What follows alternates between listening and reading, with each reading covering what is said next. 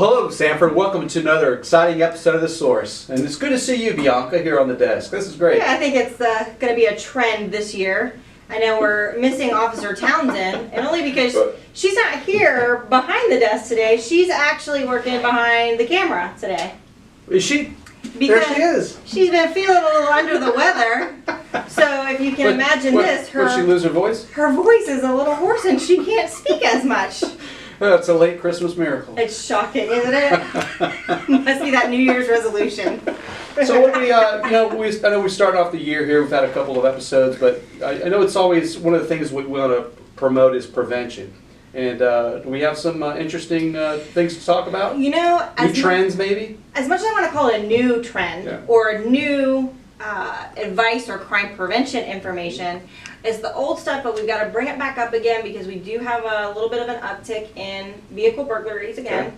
Okay. Just last night we had 4 alone in one of our apartment complexes, Westlake Apartments, and unlocked cars. You know, they just walk through, easy targets, pulling those door handles and getting in those vehicles and taking whatever property. Unlocked vehicles again? Unlocked vehicles, yeah. You know, it's a little bit more rare that you see those smash and grabs where they're busting the window out. It's often just crime of opportunity. Hey, if everyone's leaving their vehicle unlocked, what's the need to have to smash windows? Right, and if you see a target-rich environment, an iPad sitting right there, or a wallet, or unfortunately, we even have firearms stolen out of these vehicles that are unlocked. So we just need to do. It's hard to believe, isn't it? I know. I know. And especially leaving a firearm in an unlocked vehicle. Yep.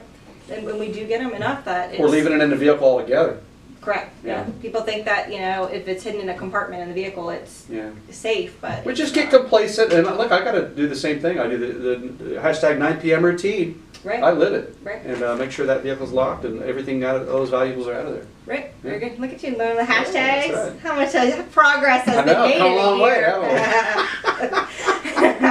we? Well, let's not go overboard. I won't throw any hashtags at you.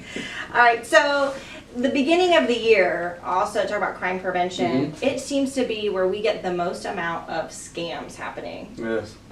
And the biggest one, I think, that affects so many on such a large scale is the IRS scams. Yeah. Once these W-2s it's that time of year again, isn't it? It is. Yeah.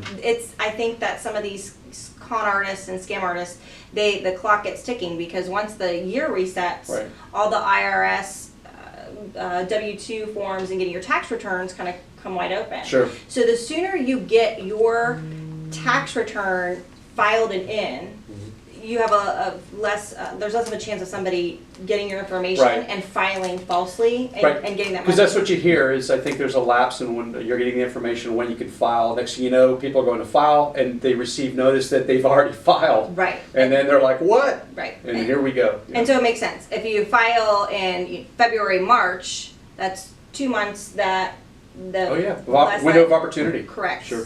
So make sure, get your income taxes done as soon as possible. We know not everybody can get right on it. Make sure you keep all your information safe. Don't give your information away. And with that, another scam that you're seeing, it's big on social media right now. We've seen it in some of our own local forums. So even people here in Sanford are getting hit with this scam. And they're getting a text message. We're going to put it up here. Can you see it behind you? Right? Oh boy. Do you notice that he's looking behind him because he still hasn't figured out that it's a green screen and it'll be imposed behind him later? But thank you, Captain Herx. I knew that. I was just testing her to make sure she can keep reminding me. So behind you is an example of the text. I'm never going to look behind me again now because of this. Oh, don't say that. Don't say that. So many chances ahead.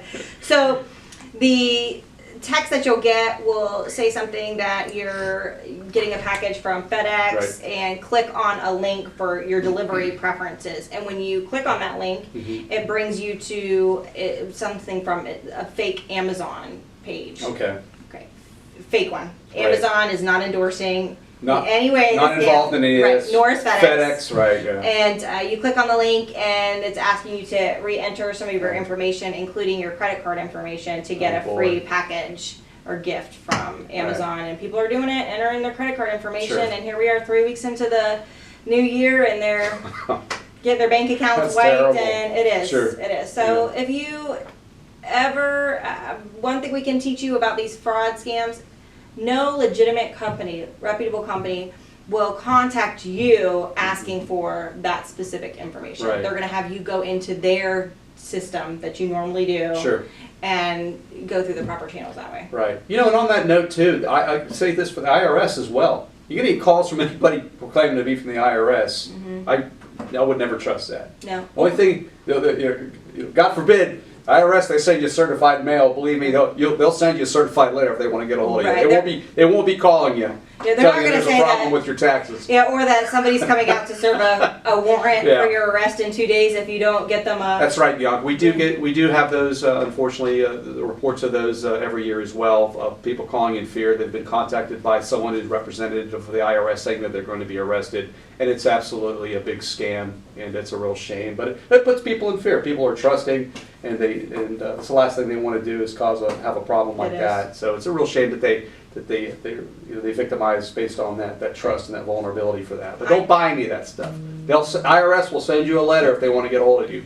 I know a couple of our officers here have even gotten those phone calls while they're at work on their work cell phone, telling them that there's somebody from the IRS that's coming to arrest them. You've seen the YouTube videos of law enforcement Right. On the job getting the calls from the IRS scams, and they're hitting everybody, and Sure. they're just hoping that somebody on the other end of that Right. phone is willing to give them that information they need to take advantage. So it's good promoting awareness for that. I think it's getting better about that. yeah. So, as we start off the year, make it one of your resolutions to not become a victim Absolutely. of any of these types of crimes. So lock, high, take your stuff.